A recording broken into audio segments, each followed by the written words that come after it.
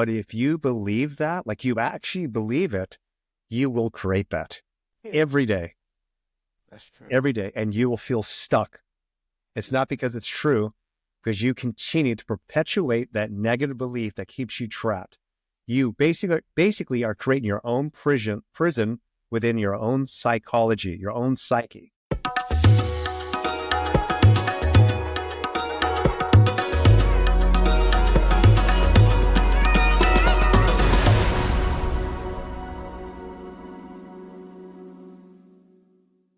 Hello, beautiful people, and welcome back to another enlightening episode of Mirror Talk Soulful Conversations. I'm Tobi, and as always, it's my joy to share this space with you. Today, we are diving deep into life and relationship with someone very extraordinary. He's a best-selling author, a life and relationship coach with 3 decades of experiences. That's a lot.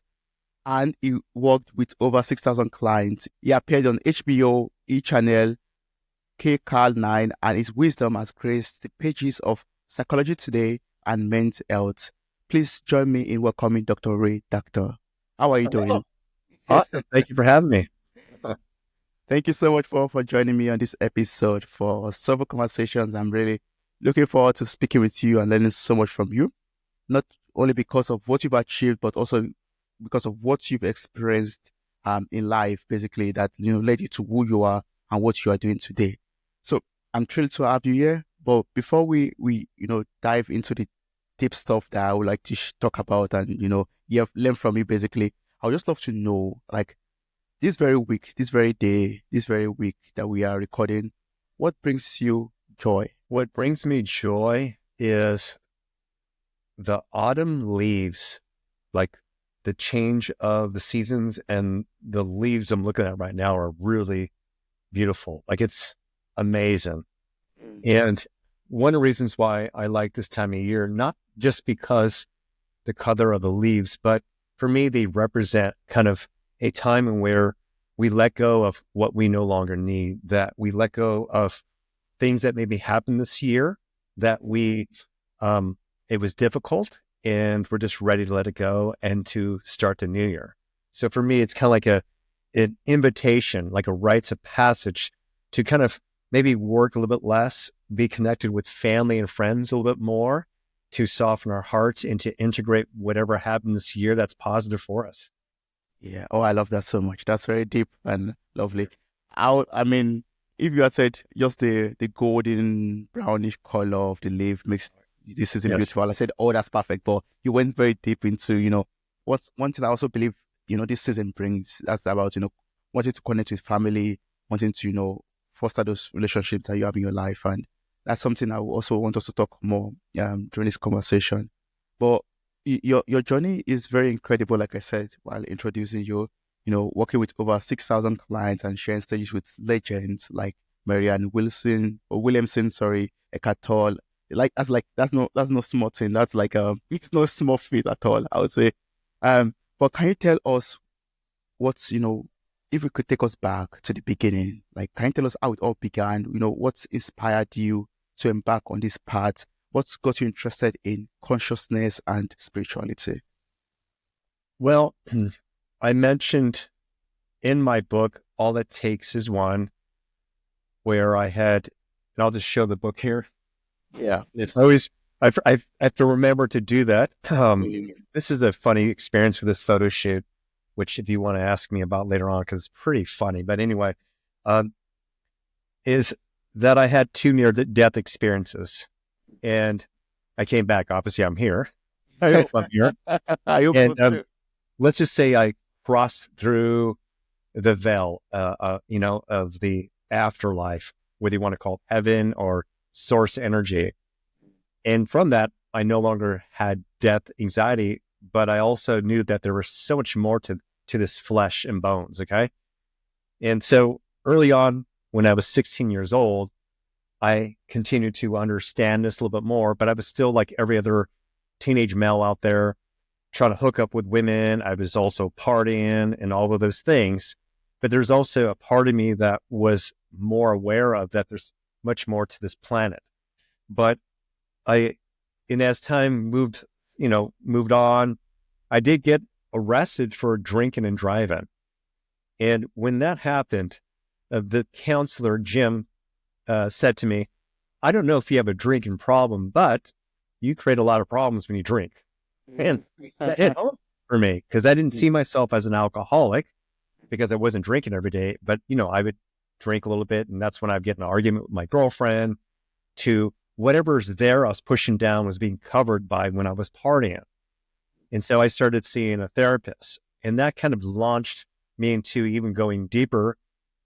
And to fast forward, I ended up meeting a gentleman named Dr. Morse Netherton, who his name is incredible, and who he worked with is a whole nother level, meaning he comes from the background of the co-founders of psychology, such as Fritz Perls and Carl Rogers.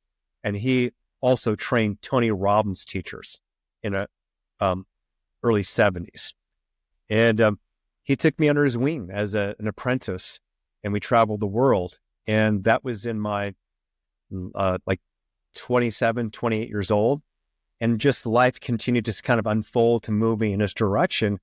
And, I love to light people up. I love to give people the tools to help them experience a better life and better and richer relationships. And I know this too, a lot of people are not in service, meaning that they might be an accountant or they don't see how their work directly impacts another human being. But when you are doing something that you love to do, and when you do that thing, it helps up level other people, there's just this amazing exchange of energy, because we're raising the consciousness of humanity. And I think at the core, we're all here to serve, and we're stewards to planet Earth. And this means protecting the environment, the animals, the air and everything else. And so what better way to say, work with people doing something I love, to be uplifting humanity, and, to be able to just feel useful and needed and loved, in this experience. Yeah, I totally agree with that. Like, we are all on this planet Earth to serve, and what's the better thing to do than to, uplift humanity, uplift, Yes. the vibration that we have on this earth. Yes. And Yes. I love that, because you took what you experienced in your past, the negative experiences and everything that you are pushing down or suppressing before the therapy. You're using all of that now to help people out there, to become a better version of themselves. And, talking about pushing things down, like, it just made me remember, while preparing for this conversation, I read that, you experienced a lot of things in your early childhood days that led to deep insecurity, depression, and suicidal thoughts. So I was like, oh, maybe this is what you're talking about, all those experiences of racism and, just not being satisfied with how one looks physically. I don't know. I think, is it not Kameto, but this web toe or something like that you had when you were growing up, and that led to, you not being comfortable with how you looked physically also. So at this part of, we'd like to talk about this experience and how therapy has helped you to, overcome depression, insecurity, and suicidal thoughts. Well, did you ask the question, how did I overcome depression? Or are you asking how do I do that with others, or both? I would like to know how therapy helped you to do that here. Okay. So first up, I want to share a little story, because I just worked with a male client before this call, about 30 minutes before this call, and he was lit up. And I'm going to bring this up because it has a connection to me. And probably one of the reasons why I love to mentor younger men is because I once was a younger man going through these challenges. And so for him, he's on the shorter side, say 5'6", not super short, but definitely probably compared to most men on the shorter side. So that had been an issue for him too. He maybe lacked experience being with women. 2, 3, he would ejaculate too quickly. And so when he came to me, it was, I'm too short. I don't like the way I look, basically. I'm not confident. And when it comes to my sexuality, I can't even control myself. So what woman would want to be with me? What woman would want to be with this? Now, the reason why I'm bringing this up is because I had felt that way. And what I mean by that is whether it was because I wasn't making a bunch of money, or I was comparing myself to the other teenager who had the nice mini truck or something. Many of us will compare ourselves when we're younger to other people. I mean, we still do it as adults. And what ends up happening in that experience is that we're separate from God. In other words, we're saying that who we are, what we are to become, and our worthiness is by doing what that other person's doing. Or my life will be so much better if I get that beautiful woman over there. Or I finally get respect when my dad says sorry, or that I end up developing 100,000 followers on Instagram. So most people externalized, this idea that who they are is outside of themselves. And because that's not true or sustainable, it could lead to depression because none of that works. And if you're not getting that, you end up imploding, going in and having this story of as if like, I'm not lovable, I'm not worthy. And what ends up happening is that energy will repel people too as well. Like, meaning you don't get the girl because it's not because it's your thoughts that like you're not worthy. It's that because you feel unworthy, the woman feels your lack of confidence and it's a turnoff. You don't get the job to make money because you don't feel good enough. And so when they're interviewing you, they don't feel confidence in you. And so how I worked on myself was going in and recognizing those inner thoughts of, oh, I am judging myself. I am overly critical with myself. I compare myself to other people. Wait a minute. I compare myself to the guy who seems to have the more attractive woman than I do. And here this woman loves me fully, to discover, oh, because I didn't love myself, I didn't allow her to love me fully. Therefore, it was not enough. And in time, as I continue to turn all these questions inward, such as, is this true? And that answer for that is typically no. Then a second question might be, how do I act or be when I have these thoughts? I get anxious. I act awkward around women. I act insecure. Then the third question would be, who would I be if I didn't have these thoughts? I would be confident. I wouldn't care so much. I would get on with my life. And then the fourth one would be, what actions could I take to be that better version? Meaning that person who is confident and not comparing themselves to others. So for me, at least in my coaching, it's both an inward, meaning you go in to ask those questions of why you really feel this way. And it's always self-doubt. It's always judgment towards ourselves. It's always comparing ourselves to others. Then it's moving forward in action to test your new consciousness, to test your new behaviors. And if you have done some healing within, you'll start having different experiences. It always happens. It might not be overnight, but that's not typically what is supposed to happen.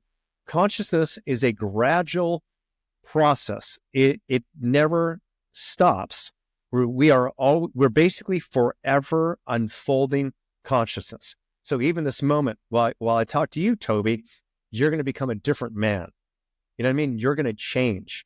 What I say to you is going to impact your heart and who you are. So those brain cells that gave you some identity of who you were before this call is going to shift. So not only is it a conscious thing, it's also your brain biology. It's going to rearrange a new perception of yourself and others. And the more we continue to do that, then we become that better version of ourselves. We continue to expand. Therefore, we also start to let go of the past till we even forget why I even felt depressed back then, because life is good right now. Mm-hmm. Oh yeah, I love that. That's beautiful. Yes, it's all boils down to our thoughts, and we acknowledging them and saying this is true, this is not true. Yeah, exactly. yeah. But sometimes it could be easy to say, but sometimes I don't know.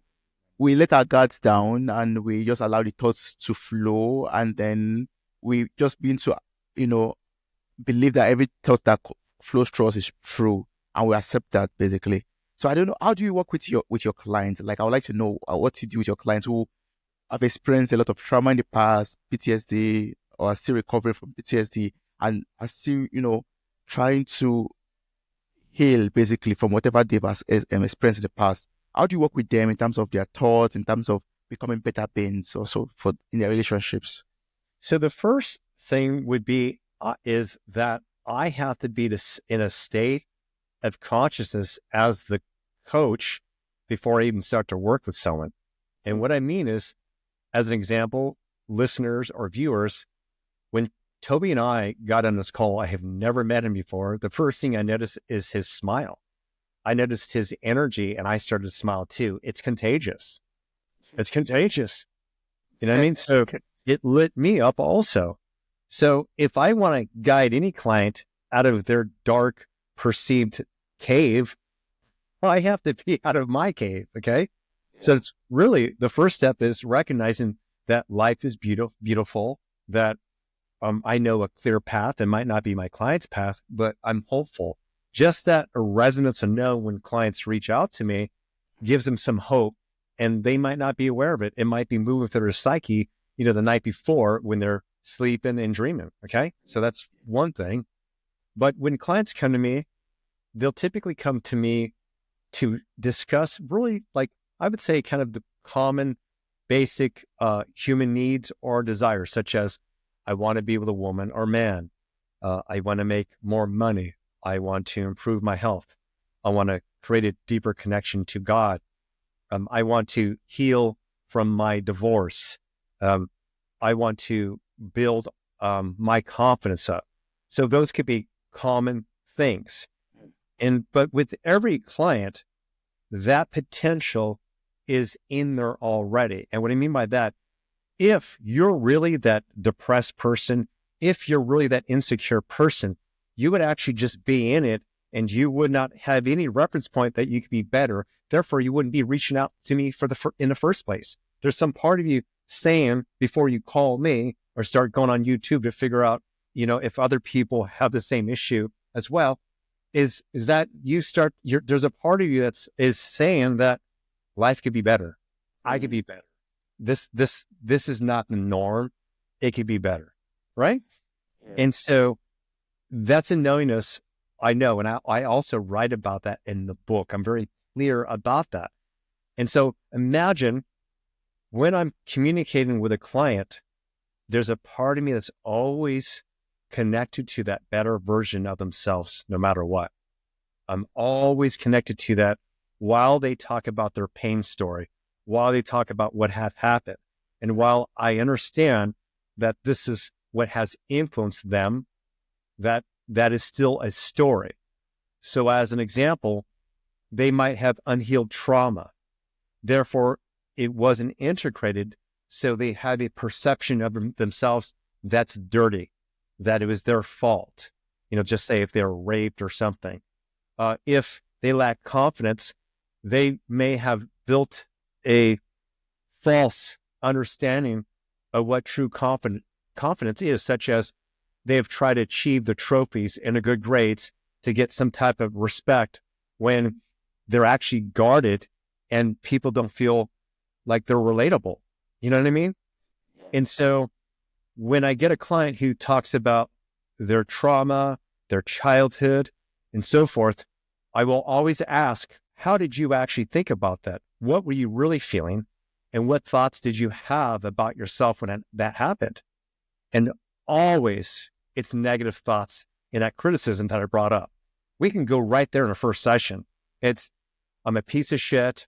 No one likes me. I was made fun of because I was overweight, but the question I asked this very moment would be, but look at you now. Is that true now? And they'll say, no. I said, so if you know that's not true now, what would create the belief that you're still not worthy? And hopefully they connect to the story, which I help guide them, is that, oh, I base my worthiness on my looks. What the hell? Yeah. So just that aha moment, it's going to create a shift. Like, this is not even true. This is not even true. I'll give you a couple false beliefs that people have. I have friends in their 40s who don't feel like a man because they don't own a home yet. What the hell? I know women who say that they've been shortchanged, or that life will never get good because they never had a child. There's some beliefs out there too. Even they're like, I've heard people say, and it's not as often because we're living longer and we have maybe more resources, but if there's a lot of women out there still who are in their 60s and single, and they're saying, I'm going to die alone. So those are beliefs that are not true. But if you believe that, like you actually believe it, you will create that every day. That's true. Every day. And you will feel stuck. It's not because it's true, because you continue to perpetuate that negative belief that keeps you trapped. You basically are creating your own prison within your own psychology, your own psyche. Yeah. Wow. Dr. Ray, that's so deep. I mean, what you started out with, made me remember a conversation I had with a guest on this show a while back. You talked about, someone reaching out to you, or maybe just searching for it online. That person already has that belief inside of yourself that there's a healing, there's a way out of the situation. Yeah. And that made me remember, this guy on his show was telling me about the sun is always shining. And talking of this time of the year where everything is gloomy, here in Germany, in Europe, for example, it's like autumn, it's raining all the time, it's cloudy. But he said, no matter how much cloud you have in the sky, the sun is always shining.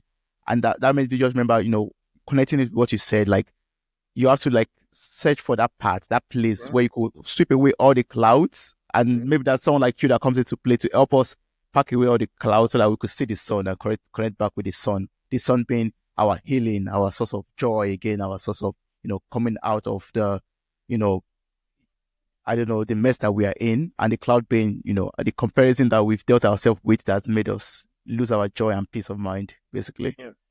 Children are such great masters for us to connect back to our own innocence and joy, or dogs as well, because typically they wake up happy. Typically they are curious about life and what's going to happen, or when they're going to get that treat to eat. Yeah. So when we get older, again, and because we're in a culture where we're bombarded with information, social media, and consumerism as far as what it takes to be loved and worthy, then in time, that's when we start to doubt ourselves. Otherwise, I'll give you an example. I remember being a boy and not even having any awareness that my parents were blue collar and the car that they owned wasn't like super expensive. I wasn't like looking at other cars and going, wow, that Corvette is more expensive, so that person must be better than my dad. I just saw, every car the same. It's interesting. I never saw the difference. And then I remember getting older and where I was playing soccer, and I got picked up by one of the dads who had a son on a team, and his car had electric windows. We had the old roll-up windows. Oh yeah, I know those. But I didn't see it as, God, my dad must be broke and I'm a poor child. I just thought, this is neat. Why don't we have these? They're easier. Okay. Mm-hmm. But in time, when I became a teenager and I saw the hot girl getting into the nice car in high school, I created the connection of like, oh, I need to do that. That's why she is with him. And sometimes that was attractive to some women, not a quality woman, but, and that's what starts to happen, but when we're younger, we're kind of more, we feel more equal. We're not comparing ourselves, we're kind of more naive, more innocent, and we're just more one with the universe. Mm-hmm. Yeah, that's true. Yeah, I think the older we grow and the less innocent we become, the more jaded. more get. joy that we get. Yeah, exactly. More joy that we get, and the less joy we get to experience, the less pure joy we get to experience. Yes. I, from all the answers you've been giving me so far and the conversation we're having so far, I'm starting to ask myself, like, the title of a book is All It Takes Is One. So that one, I'm asking myself, is that me? Am I the one it takes? Am I the one it takes to bring back joy into my life, to bring back happiness into my relationship, to bring back, peace into my relationship? Is it that is that what you had in mind when you wrote the book? Is that the No, but that oh actually is okay. true too. Like, for example, for me, I don't know how this is going to sound over, this call, but, I have one of my tuning forks, and this is for like spirit. And and I'm going to do it, if I just do this, I hear that sound, that's my permission slip. And when I hear that sound, I feel myself. I feel centered with who I really am for whatever reason. Like, music, sound frequencies seem to bring me back to myself. And I'm using this as an analogy because I also use these tools as part of my healing. But it's only taken some, like, say, sound frequency to remind me who I am. We are vibrational beings. We are vibrational beings. And there's this resonance, say, with this tuning fork, okay? Well, same thing. When we discover that hidden belief that's holding us back, there's that aha moment. And I'll give you an example. And it's happening right now with my partner. And that is where sometimes we have power struggles. And that is when it comes to trust for her. Okay. And her dad was gay, and she didn't know that. And he died of AIDS. And it wasn't until her like mid-20s, she came home and he's already dying, and he had 3 months to live. And so she had this major betrayal towards men and the masculine. And so imagine how she developed relationships moving forward. And it was always with men she couldn't trust. As an example, Yeah. unavailable men who bullshitted, like all the same story of her father. Okay. But when she discovered that she'd also had put her trust in her father to make her life better, or trust in, say, her partners to make her feel confident, she learned that she was giving away her power. And so her hidden belief was that my sense of self is invested in others, or I trust others to make my life better. When she discovered that, she turned it around and she recognized that she needed to say, I need to trust myself. I came here to learn how to trust myself no matter what. And just by that aha moment, shifted her psyche, her consciousness. Does that make sense? Of that one shift of that belief? And therefore, that changes conversations with me. It changes conversations with other men that she's engaging with, because it's not that she's looking for them, looking for them to mess up, or looking to trust the situation based off what they say, which is a codependent relationship. It's that she recognizes, I can trust myself to create boundaries. I can trust myself to say no. I can trust myself to feel safe. And there's some good people here, and there's some maybe assholes. It's like, it's just life. But I can trust where I go in my life. Mm. Oh yeah, that's very good. Yeah, I mean, better than my own imagination of what your book title could have come from. Yeah, yeah, but actually, it does take. I mean, it takes that one thing that we change, that we shift, to turn our lives all around, basically. Yes. Yeah, that's Yes. it. Yeah. So for people out there who are in a relationship right now, I mean, your book would be recommended for them to read. Or is it like a tip or advice you share with them to have a much more sustainable relationship, or have that sustainable or happier relationship based on what you've experienced and your, work with other people out there as a relationship coach? If you're specifically talking about how my book could guide people to this type of awareness, Truly, the book is the nature of our consciousness, meaning I share in a simple way how we form perceptions. So the way I was able to articulate what I just shared right now was kind of an example. We have influencers outside of ourselves that will shape how we perceive people, places, and things. And so if you keep having a challenge in a particular area, then examine how you came to believe, or what was your relationship originally to, say, money. I'll give you an example with that. I did not have a good relationship to money when I was younger, even when I started to make a bunch of money. And so I claimed bankruptcy, like meaning that like I was spending too much. I couldn't pay my bills. It was because I didn't feel enough, but also my parents were far more frugal. So I had this idea that they're cheap, but no, actually they knew how to manage their money. They actually had a good relationship to money. And I actually experienced that when my father, my mom died first, and then my father died, and he had a lot of money put aside to take care of himself while he was getting older. I mean, he managed it well. And so I didn't learn how to manage that myself. Therefore, I claimed bankruptcy. So I cleaned the slate, like debt free. 1 year later, $50,000 in debt again. Oh. Because I didn't heal the emotional part to relationship. And so I went down a path to kind of see how I had the judgment towards my parents, to what does money really mean to me, to meaning I associated making money to get things that, like, buy the Mercedes so the woman would be with me. Like, it was more like money will give me a sense of purpose. Money will make people like me more. Money will make people respect me more.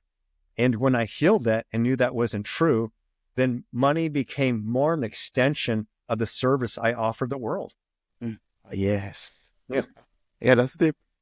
But I think there's still a part that is for me, I've not gotten a clear answer on, and that we've talked about a lot about healing, like healing, and and letting go of those negative thoughts and mindsets.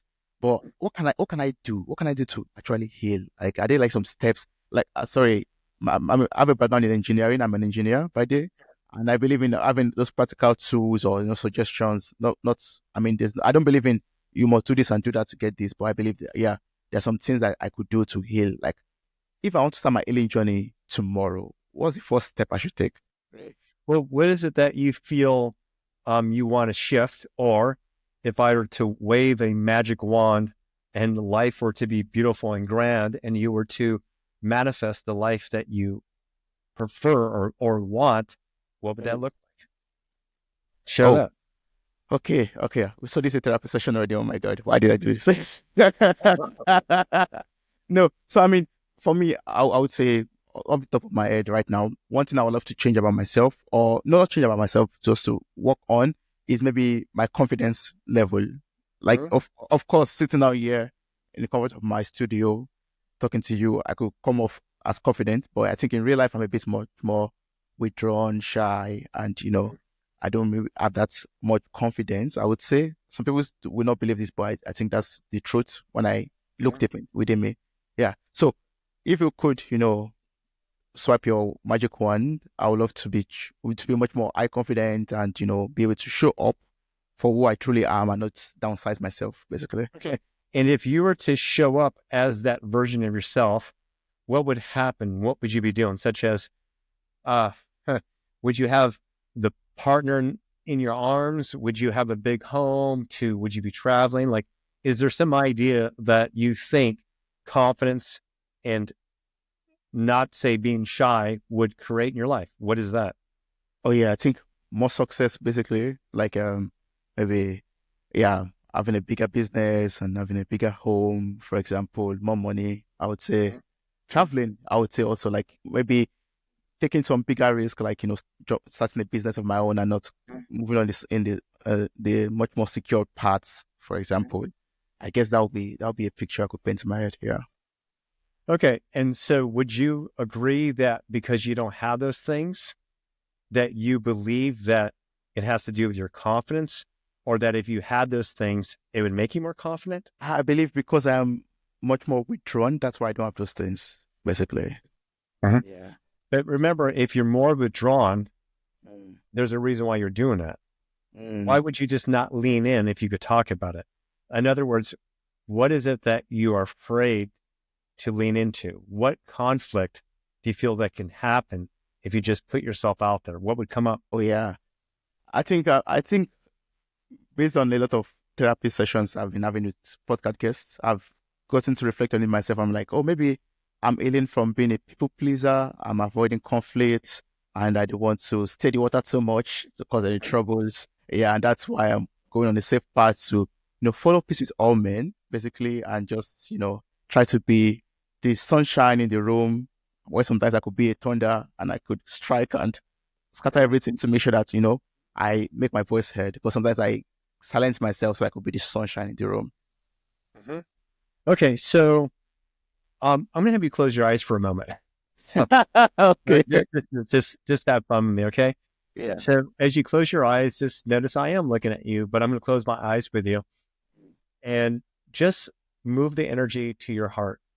And when I say the energy to your heart, just imagine there's a part of you that's able to kind of look down with that, where your heart organ is, and inhale and feel that space in your heart, feel a little better, to even have a thought of something, someone, or that one thing when you're doing that thing that makes you happy. Allow yourself to connect to it. It could be even playing soccer, or it could be a joke you heard from a friend that makes you laugh every time. Now just notice how easy it was for me to guide you to the space. So you have very little resistance with me to feel good. We did this in under 37 seconds as an example. So if you can lead yourself with absolutely nothing outside of you changing, if you can lead yourself by not getting the bigger house, then what does that truly say about your happiness? In other words, when you have the thought you don't have the house, it makes you unhappy. When you have the thought that you don't have the nicer car, it makes you unhappy. When you have the thought that you might have the imposter syndrome, such as you're not what people think you are, it might make you unhappy. When you have the thought that you could give in and not be assertive because you go to people-pleasing tendencies, you're unhappy. But when I have you pay attention to your heart in the love that's within, notice that there's no resistance, because it's where you're paying attention to. It's who you're paying attention to. And this kind of validates what I'm talking about. The reason why you have the belief you might not have the confidence is because you're comparing yourself. The reason why you're afraid to have people-pleasing tendencies, it is because you have the belief that you can't maybe lean into conflict, or if you do, you're afraid maybe people will not like you. So in other words, that in this very moment, you compare yourself to that which doesn't make you feel good. You feel that? Yeah. Yeah. So you asked me, what could you do, after we get off this call? It's here. Stop having those thoughts. Stop comparing yourself. And really what I want you to do is get clear with the life you want to live, such as it is you're going to nice restaurants with a woman, to you're more confident in social settings. Now, what you'll do is write that out, meaning like write it out, like what that would look like. And then you look at who you'd have to be today, like what actions to start exercising that behavior. In other words, you might not have a date, but if you can go to a restaurant by yourself and smile anyway, enjoy your own company, then you're basically saying that I'm in a space to also bring in someone to join me. I'm open, she's open. So you want to practice that version now. because everything exists now in this very now moment. And so if you were to see this from the quantum physics perspective, you are starting to behave as that man you compare yourself to. And if you start to behave that way and it feels good, you will start to feel good. Can be connected to confidence. You'll be connected to be able to establish boundaries rather than people pleasing. And you'll move from shy to confidence. And you cannot become unshy by keep talking about being afraid of being shy or not practicing being confident. Does this make sense? So another example would be this. I met men who want to start talking to women and they feel awkward. So I have them practice approaching grandmas at the grocery store. Like, hi, how you doing? Yeah. Because it doesn't matter if it's a grandma who's 40, 50 years older than this man. It's that he's exercising, connecting, small talk. That's it. So you want to be in the action that you want to create. Yeah. And then the world builds things around that. It attracts things onto that new consciousness that you prefer. Yeah. Wow. Thank you so much. I really appreciate that. I'm going to take that with me. Do not compare yourself to anyone and live in the moment, live in the now. Yeah. And have a clear vision of who you want to be, what you want to become, and have that written down and see what you can do towards becoming that. Well, also what we did is we looked at the contrast, like meaning the negative stuff. When we look at what we don't want, what it does is create what we do want. And then when we create the map of what we do want, we see what are some of these things I can start doing now? What are some of these things we could do right now? Because here's the thing. All right. As an example, I have manifested the home. Okay. I have manifested the most beautiful garden. It's pretty gorgeous. Okay. But remember, this already had happened. And when I say had already happened, I created it, I manifested it, but it's not like every moment when I touch my garden, I'm like, oh my God, I'm excited. Or when I walk in my house, that I'm like, oh my God, I attracted this. You know, what has happened is that challenge is over. So what's now important is, am I present when I'm sitting in my home? What's important now is, do I appreciate the comfort of my home? You know, I have to remind myself sometimes because I too am always looking outside of myself. Am I literally smelling the roses when I walk past my garden?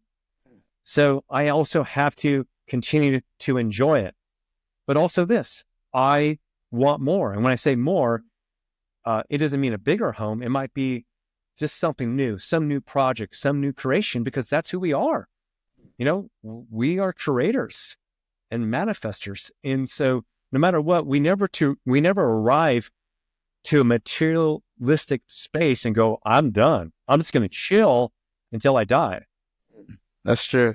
Yeah, I think you hit the nail on the head at that moment, because you made me realize one thing that actually affects me a lot.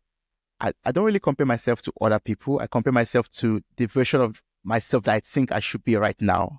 And that sometimes, causes a lot of conflict, because I look at who I am today, where I am today, and what I expect myself to be already. And it's always like a big gap in between. And I'm like, okay, it's this wrong. Yeah, but I'm going to work on those points. I really appreciate speaking with you. I've learned so much from you personally, and I believe everyone out there has also learned so much from this conversation. It has been a huge blessing speaking with you, Ray.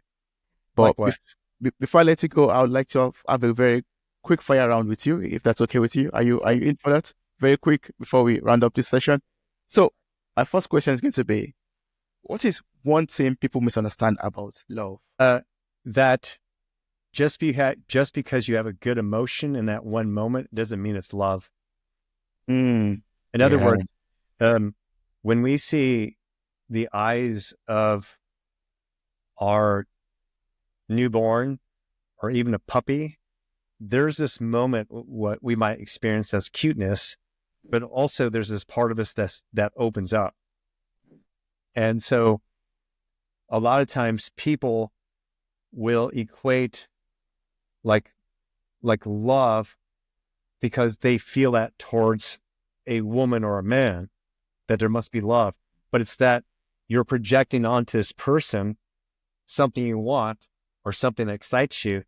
And within your body, your consciousness is producing the neurochemicals and the endorphins for you to feel good. And that doesn't mean that's love.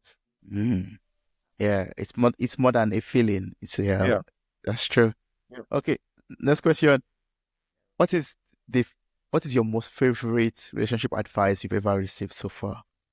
My favorite relationship?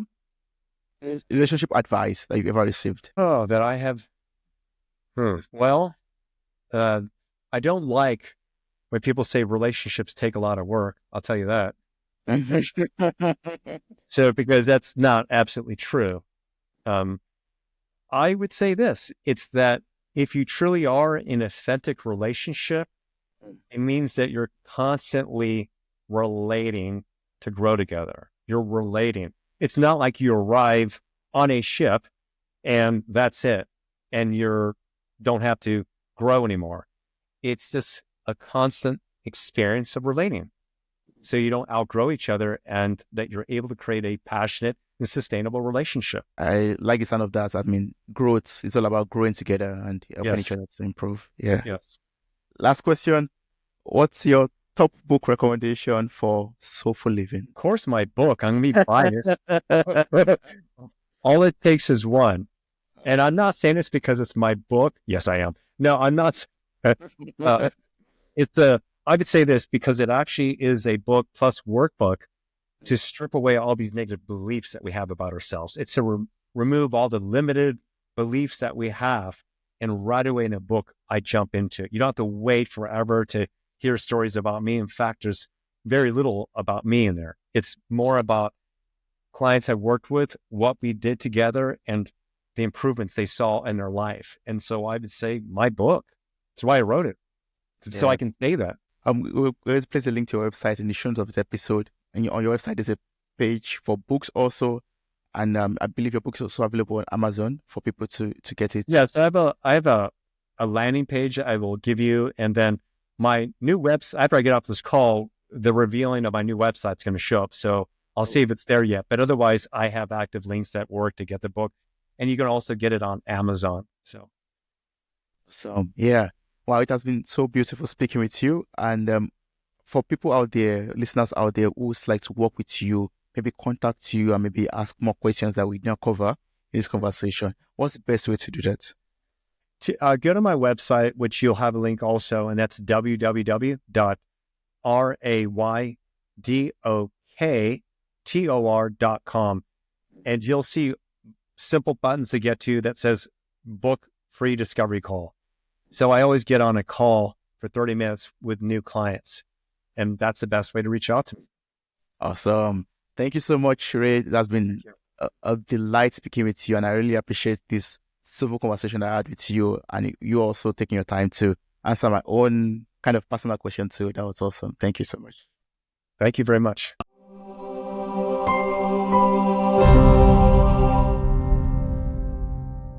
Hey there, podcast enthusiasts. Are you ready to add a little sparkle to your day? If you're loving the insightful conversations and captivating stories on Mirror Talk Podcast, here's a friendly nudge to hit that subscribe button. By subscribing, you'll never miss out on the empowering messages and thought-provoking discussions we bring to your ears. But wait, there's more.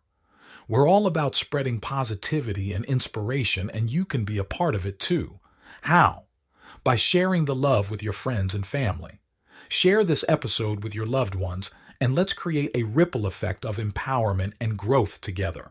And hey, if you've been enjoying what you hear, why not take a moment to leave us a glowing 5-star review? Your feedback fuels our passion to keep delivering content that resonates with you. So hit that subscribe button, share the love, and leave us a review.